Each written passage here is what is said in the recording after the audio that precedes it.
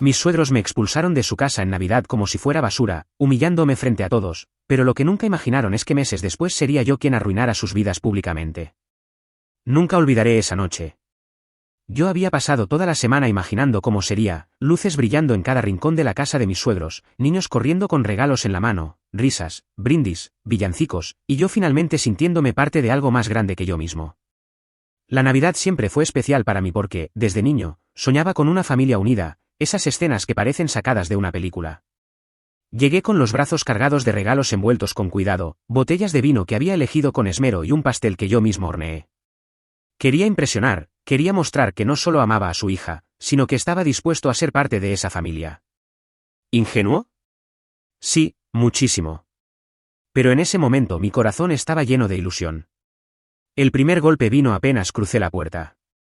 La suegra me recibió con una sonrisa helada, de esas que se estiran en la boca pero nunca llegan a los ojos.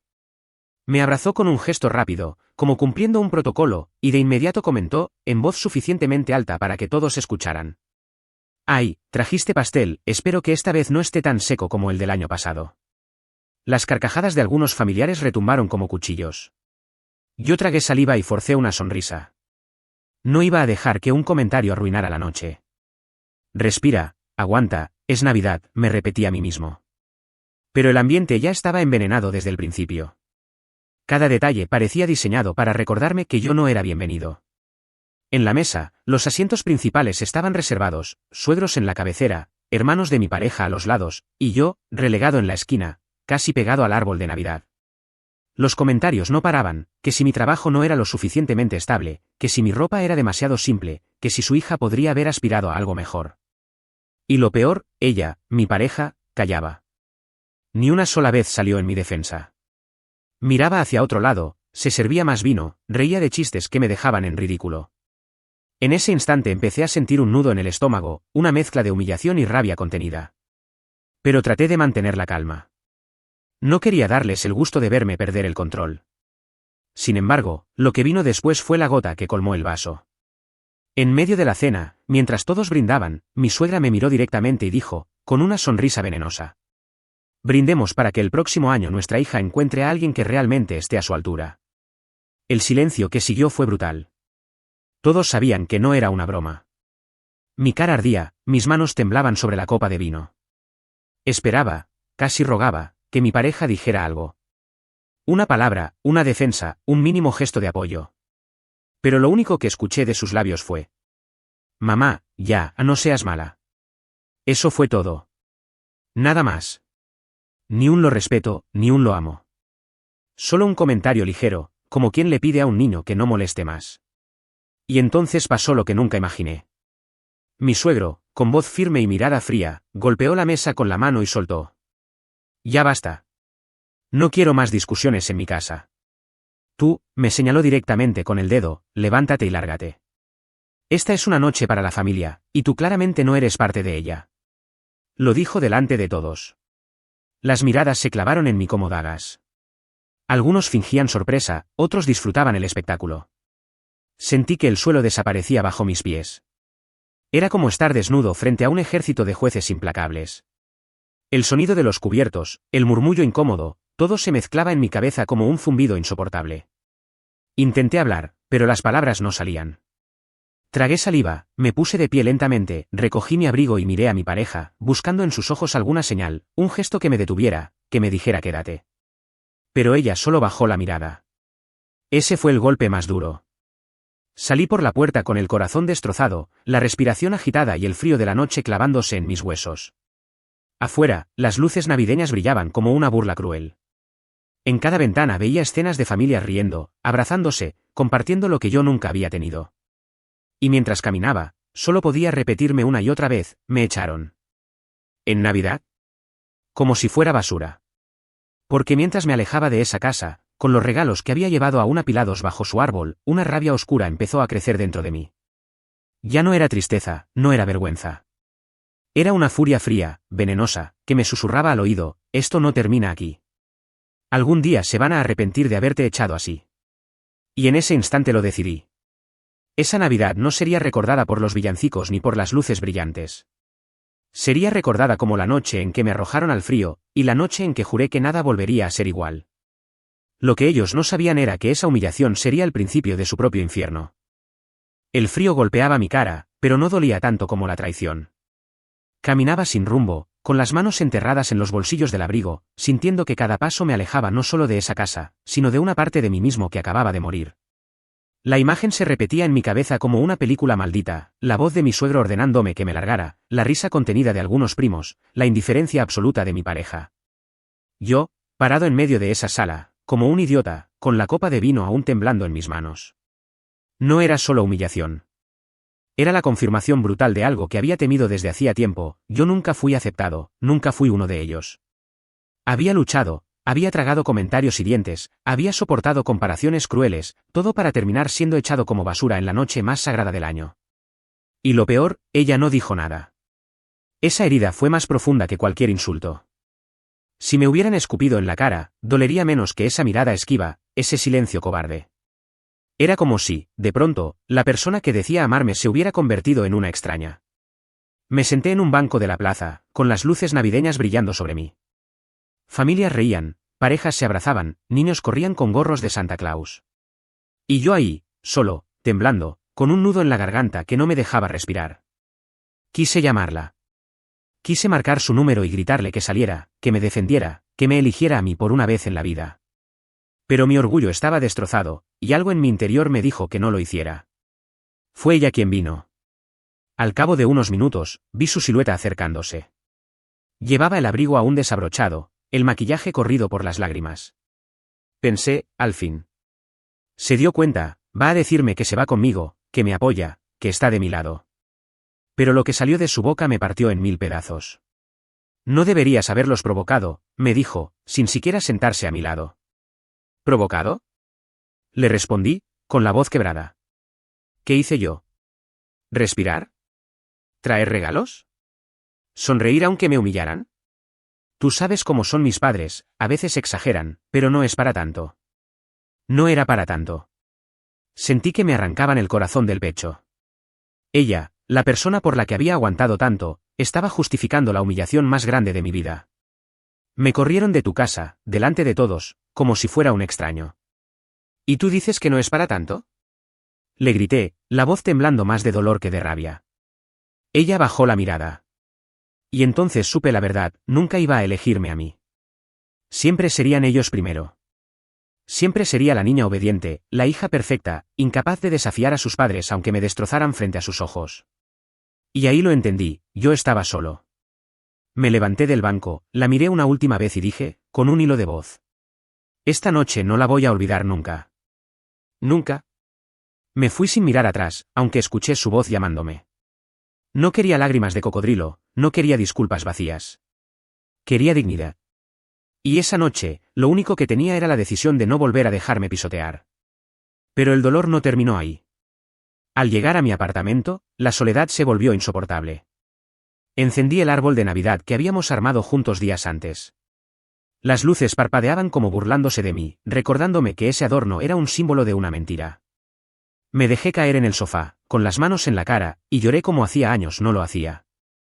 Lloré por el amor que creía tener, por la familia que nunca sería mía, por la vergüenza de haber sido echado en medio de risas y miradas crueles.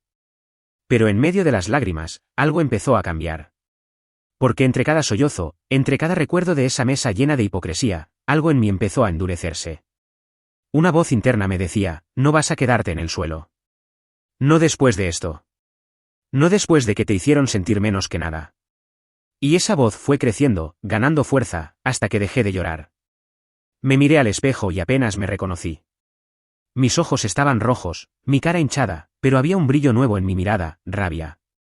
Una rabia que no conocía, fría, calculadora. No era el enojo impulsivo que se va con el tiempo. Era el tipo de furia que se guarda en el pecho y se convierte en pólvora esperando una chispa. Porque si algo aprendí esa noche es que no puedes confiar en el silencio de quienes deberían defenderte.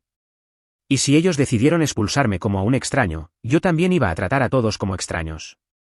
Pero la diferencia sería brutal, ellos me humillaron en privado, yo iba a hacerlos caer en público. Ese pensamiento me dio fuerzas. Esa idea me devolvió el aire. Porque comprendí que la humillación más grande de mi vida no iba a ser el final de mi historia, iba a ser el inicio de algo mucho más oscuro. Y lo mejor, o lo peor, según cómo se mire, es que yo no tenía nada más que perder. Mientras tanto, mi celular vibraba. Mensajes de ella: perdóname, amor, hablemos mañana. Otro: ellos no quisieron herirte, solo estaban alterados. Y el último: no te vayas de mi vida, por favor. Los leí con el corazón en llamas. Cada palabra era un recordatorio de que ella nunca se pondría de mi lado. Borré la conversación completa sin responder. Porque ya había tomado una decisión: nunca más suplicar, nunca más callar, nunca más mendigar un lugar donde no me querían. La humillación que sufrí esa noche sería la última. Lo que aún no sabía era que las piezas del rompecabezas de su traición estaban a punto de caer frente a mis ojos. Y cuando descubrí lo que realmente ocultaban mis suegros y mi pareja, entendí que la Navidad no había sido la verdadera puñalada. Lo peor estaba por revelarse. Los días después de aquella Navidad fueron un vacío insoportable. No tenía ganas de salir, no quería contestar llamadas, no quería escuchar villancicos ni ver luces en la calle. Todo lo que antes me parecía cálido se había vuelto una bofetada cruel. Apagué el árbol, guardé los adornos en una caja y la empujé al fondo del closet. No quería un solo recuerdo de esa mentira. Ella insistía en escribirme mensajes todos los días: te extraño, necesitamos hablar, lo siento, mis padres no debieron reaccionar así. Pero yo no podía sacarme de la cabeza su silencio en la mesa. Esa mirada clavada en su plato mientras me echaban como un perro. Hasta que un día, mientras sonaba de nuevo su nombre en la pantalla, me invadió un impulso extraño: revisar. No sé por qué, pero algo dentro de mí gritaba que había más. Que esa historia no estaba completa. Que esa humillación no había sido casualidad. Y yo tenía razón. Cuando finalmente acepté verla, vino a mi departamento. Traía ojeras, olía a perfume caro mezclado con el humo de cigarro. Se sentó en el sofá y empezó el discurso que ya había ensayado 1000 veces. Ellos son así, no lo dicen en serio, tú sabes que te quiero. Palabras vacías. Mientras hablaba, noté algo: su bolso sobre la mesa, abierto. El celular asomaba. Yo jamás había sido de revisar, jamás.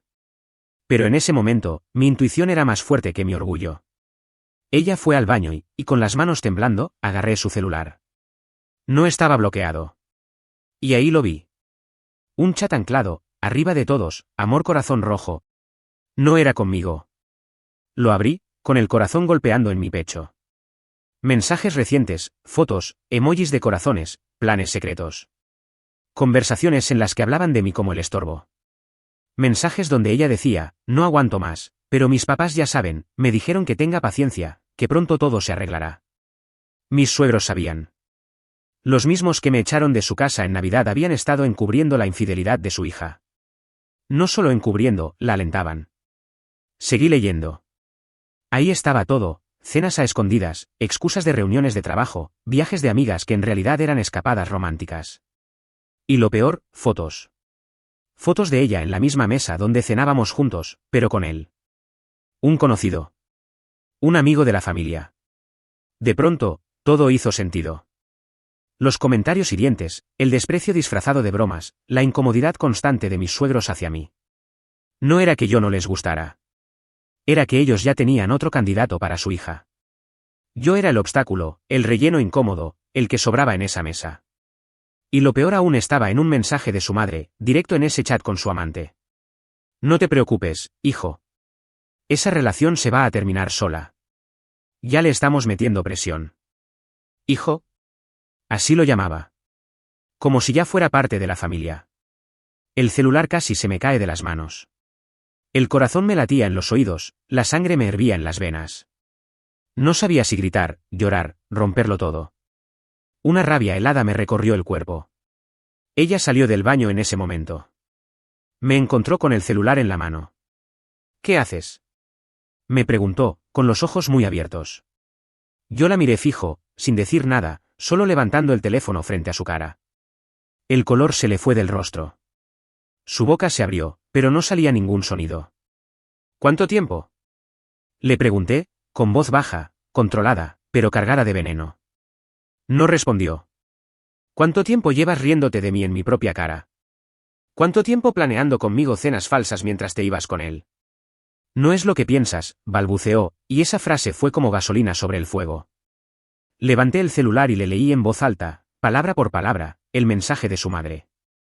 No te preocupes, hijo, ya le estamos metiendo presión. Ella se desplomó en el sofá, llorando, con las manos en la cara. Yo la miraba, pero no sentía compasión. Lo único que sentía era una claridad brutal, todos estaban en mi contra. Ella, sus padres, su amante, toda esa farsa. Y ahí lo decidí. No iba a llorar más. No iba a suplicar explicaciones. No iba a mendigar amor ni respeto donde nunca existieron. Iba a devolverles todo.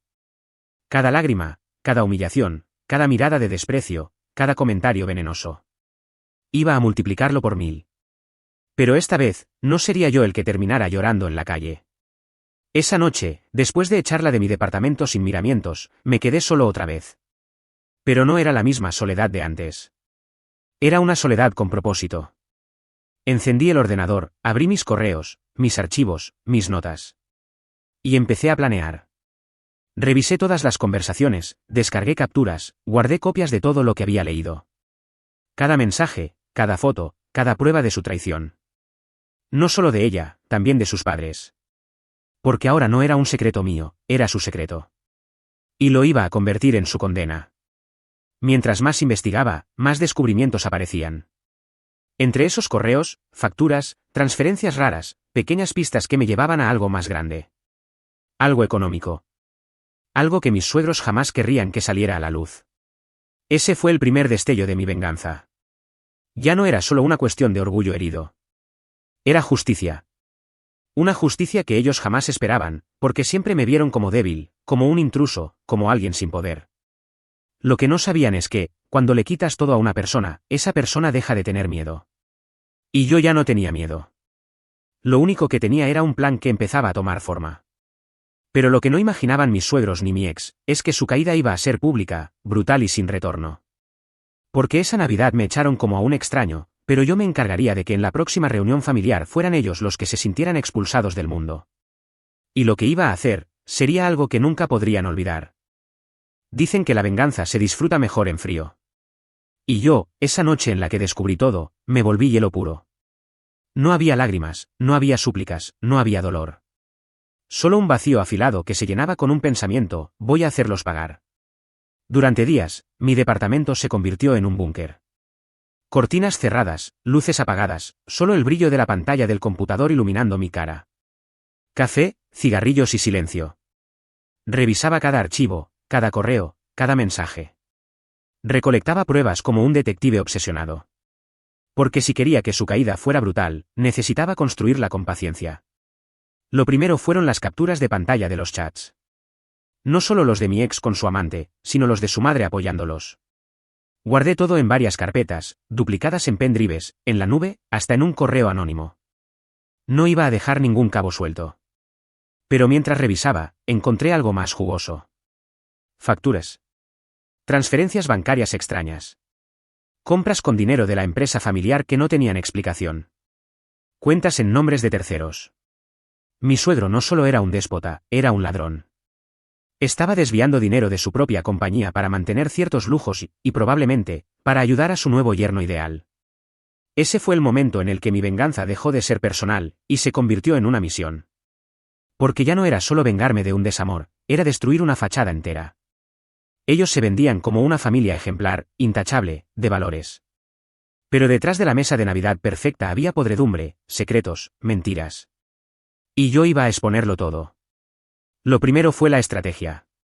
No podía hacerlo de golpe, necesitaba el escenario perfecto. Un momento en el que la caída fuera pública, donde todos vieran las máscaras romperse. ¿Qué mejor ocasión que otra reunión familiar? Año Nuevo estaba a la vuelta de la esquina. El evento ideal, toda la familia reunida, amigos, vecinos, incluso socios de negocios. El escenario estaba servido. Ahora venía el guión. Empecé a preparar un dossier. Documentos impresos, pruebas en pendrives, incluso un par de vídeos editados donde las conversaciones se mostraban como una película. Cada prueba tenía que ser clara, imposible de negar, imposible de manipular. Mientras más trabajaba en ese plan, más fuerte me sentía. Ya no era el hombre humillado en la esquina de una mesa. Ahora era el verdugo, afinando la cuchilla. Pero lo más delicioso fue que, sin saberlo, ellos mismos me daban armas. Ella seguía escribiéndome mensajes cada vez más desesperados: perdóname, no puedo dormir, hablemos, por favor. A veces venía a mi puerta, llorando, suplicando. Yo la dejaba hablar, la dejaba inventar excusas, y grababa todo. Cada palabra, cada contradicción, cada mentira quedaba registrada. Una vez incluso me confesó entre sollozos que sus padres le decían que yo no era suficiente, que debía pensar en su futuro, que el otro hombre era mejor opción. Esas palabras, dichas con la voz quebrada de quien sabe que se le cae la careta, se convirtieron en dinamita pura para mi plan. Pero aún faltaba el toque maestro. Porque una venganza no es completa si solo destruyes a la persona que te hirió. La verdadera venganza es hacer que caigan frente a todos, que su propio círculo lo rechace, que no tengan donde esconderse. Y yo sabía exactamente cómo hacerlo. A través de un contacto que tenía en común con la empresa de mi suegro, conseguí más documentos internos. Era peor de lo que imaginaba: evasión fiscal, cuentas fantasmas, pagos a consultores inexistentes. Si todo eso se filtraba, no solo perdería su reputación, perdería el negocio entero. La venganza ya no era una opción. Era inevitable. Cada noche, mientras revisaba pruebas, recordaba la escena de Navidad. El golpe en la mesa, su dedo señalándome, la orden de salir de su casa como si fuera basura. Y cada recuerdo alimentaba la calma fría con la que trabajaba. Porque sabía que pronto iba a devolver ese golpe, y no con una mano, sino con un martillo capaz de romper su mundo entero. Pero aquí viene lo irónico. Ellos seguían creyendo que yo era el mismo de siempre, el chico bueno, el que aguanta, el que se calla. Por eso me subestimaban. Por eso nunca imaginaron que yo estaba diseñando su ruina. Y entonces llegó el día.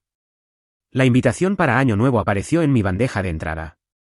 De parte de mi ex, como si todo siguiera igual. Supuse que era parte de su teatro, traerlo de vuelta, hacer como si nada hubiera pasado.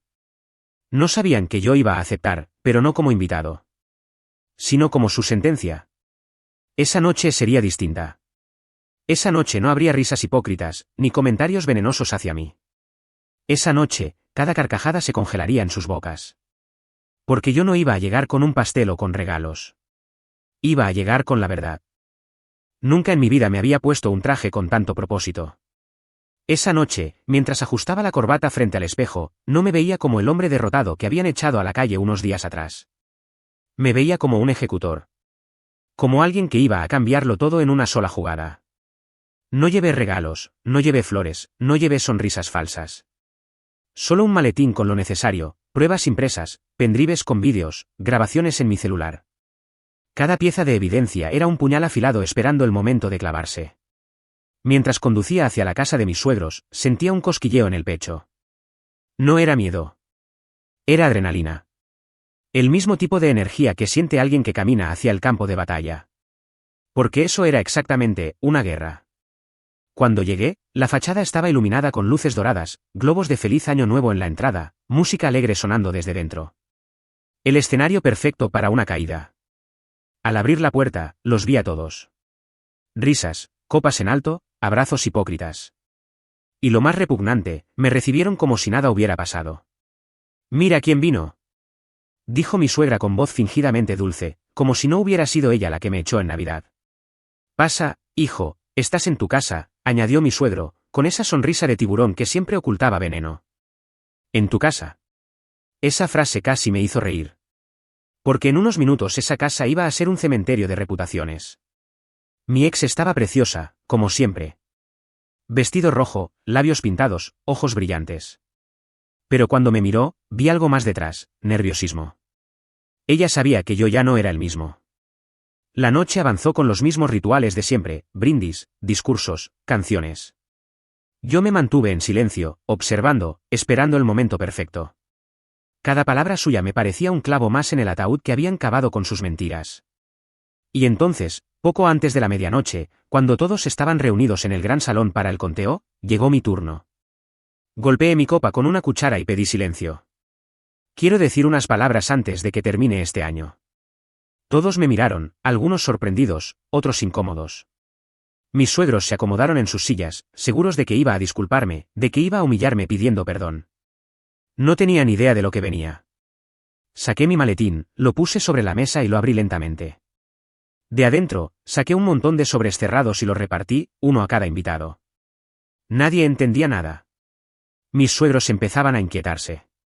Este año aprendí una lección muy valiosa, que la familia no siempre es lo que aparenta, empecé a decir, con la voz firme. Y que detrás de las luces, de las risas y de los brindis, puede haber podredumbre. Algunos se miraban entre sí, confundidos. Otros ya habían abierto los sobres y empezaban a palidecer. Fotos. Capturas de pantalla. Conversaciones. Mensajes entre mi ex y su amante. Mensajes de mi suegra llamándolo hijo. Planes de viajes, mentiras descaradas. Todo impreso, en blanco y negro, para que no hubiera dudas. Un murmullo estalló en la sala. Gritos de sorpresa, risas nerviosas, miradas clavadas en mi ex, que se había quedado petrificada, con las manos temblando. Pero eso no es todo, continué, mientras conectaba mi pendrive al televisor del salón. De pronto, la pantalla gigante mostró un vídeo, la grabación de mi ex llorando en mi departamento, confesando que sus padres le habían dicho que yo no era suficiente y que el otro hombre era mejor opción. Su propia voz, entre sollozos, llenó la sala. No lo mereces, pero ellos tienen razón, nunca te van a aceptar, se escuchaba en el vídeo. Mi ex gritó. Apaga eso. Por favor. Pero ya era tarde. Todos habían escuchado. Mis suegros se pusieron de pie, furiosos. ¡Basta ya! Rugió mi suegro. ¿Esto es una falta de respeto en mi casa? Yo sonreí. ¿Respeto? ¿Como el que me tuvieron ustedes en Navidad, cuando me echaron a la calle? ¿Como el respeto de encubrir una traición mientras me hacían quedar como un idiota? Los murmullos se convirtieron en caos. Tías, primos, vecinos, todos miraban a mis suegros como si estuvieran viendo monstruos. Y entonces lancé el golpe final. Saqué otro sobre más grande y lo arrojé al centro de la mesa. Ahí tienen documentos que prueban cómo han estado desviando dinero de la empresa. Facturas falsas, transferencias, evasión de impuestos. Todo. El silencio fue sepulcral. Solo se escuchó el sonido del sobre al deslizarse sobre la mesa. Uno de los socios de mi suegro, que estaba presente, lo agarró con manos temblorosas. Empezó a leer y su cara cambió de color. Esto es serio, balbuceó, antes de levantarse y salir apresuradamente, teléfono en mano. La bomba había explotado. Mi suegro gritaba, mi suegra lloraba, mi ex me suplicaba con los ojos. Yo simplemente me serví otra copa de vino, la levanté y dije: ¡Feliz Año Nuevo! Y me marché. Dejé atrás ese salón convertido en un campo de ruinas. Gritos, reproches, llantos. Máscaras cayendo una tras otra. La misma gente que antes se reía de mí ahora los miraba con asco. Cerré la puerta sin mirar atrás. En el aire frío de la noche, respiré hondo. No había fuegos artificiales, no había brindis, no había abrazos. Pero dentro de mí había algo mucho mejor, justicia. Aunque en el fondo, sabía que lo peor aún estaba por venir. Porque cuando destruyes a alguien de esa forma, nunca se quedan quietos. Siempre intentan contraatacar. Y yo estaba listo para eso. Lo que no esperaba era verlos arrastrarse de rodillas, rogando algo que ya era demasiado tarde para salvar. Dicen que después de la tormenta llega la calma. Yo no lo llamaría calma.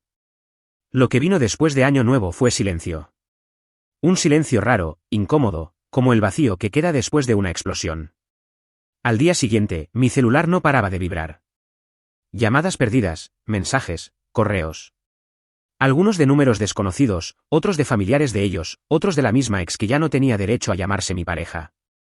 Todos querían lo mismo, que borrara, que callara, que no hiciera más daño. Pero no había nada que borrar. Yo solo había mostrado la verdad. Y la verdad es que la familia perfecta estaba podrida por dentro. Me enteré por terceros de lo que pasó después, los socios de mi suegro exigieron explicaciones, algunos se retiraron del negocio de inmediato. Los rumores corrieron por la ciudad como fuego en pasto seco. Nadie quería hacer tratos con un hombre acusado de fraude. Mi suegra dejó de aparecer en los eventos sociales donde siempre presumía de moral y valores familiares. Se encerró en casa, paranoica, convencida de que todos la miraban con lástima o desprecio. Y mi ex, bueno, su amante la dejó apenas se vio en el centro del escándalo. No soportó la presión, ni las miradas, ni la idea de estar con alguien que había quedado marcada como la infiel que arruinó su familia. Ellos creyeron que el tiempo los sanaría. Que si guardaban silencio, la tormenta pasaría. Pero la tormenta no pasó.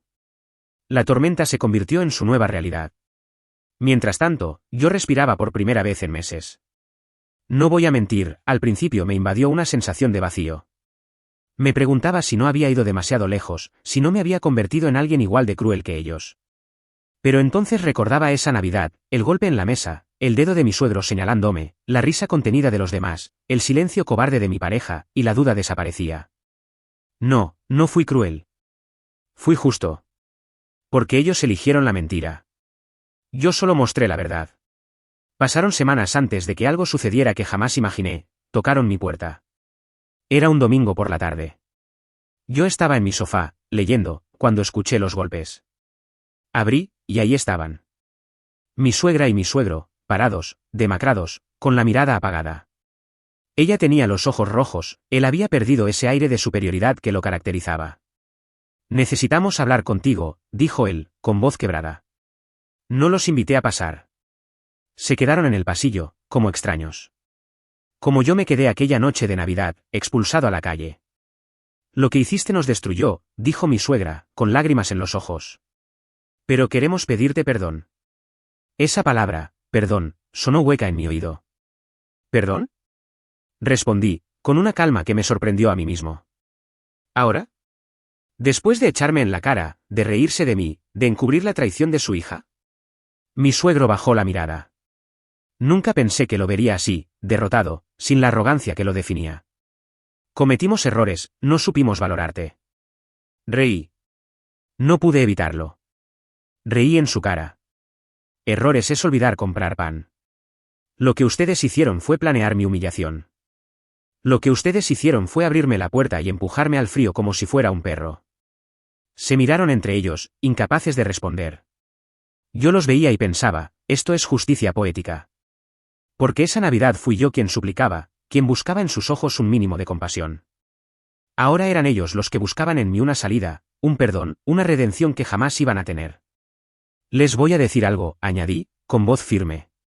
Esa noche, cuando me echaron, murieron para mí. Y lo que murió no puede resucitar. Mi suegra rompió en llanto. Mi suegro, con un gesto derrotado, la tomó del brazo y se la llevó. Nunca volví a verlos. Lo curioso es que mi ex también intentó lo mismo semanas después. Apareció en mi puerta, con flores, con lágrimas, diciendo que había cambiado, que necesitaba una segunda oportunidad. Me contó entre sollozos que todos la habían dado la espalda, que se había quedado sola, que nadie la miraba igual. Yo la escuché en silencio. Y cuando terminó, solo le respondí. Así me sentí yo la noche que me dejaste solo frente a todos. Cerré la puerta sin más. El precio del arrepentimiento llegó demasiado tarde para ellos. Porque el perdón no se pide cuando ya no queda nada que salvar. El perdón no borra la humillación pública, la traición, las cicatrices. Y yo aprendí una lección que jamás olvidaré, a veces, perderlo todo es lo que necesitas para ganar tu libertad. Hoy camino con la frente en alto. No porque me vengué, sino porque me devolví a mí mismo la dignidad que ellos me arrebataron. Y cada Navidad, cuando enciendo mi árbol, no pienso en ellos con odio. Pienso con una calma extraña. Una calma que dice, hiciste lo correcto. No dejaste que te aplastaran. No fuiste su víctima, fuiste su juez. Porque ellos me expulsaron en la noche más sagrada. Y yo les cerré la puerta para siempre.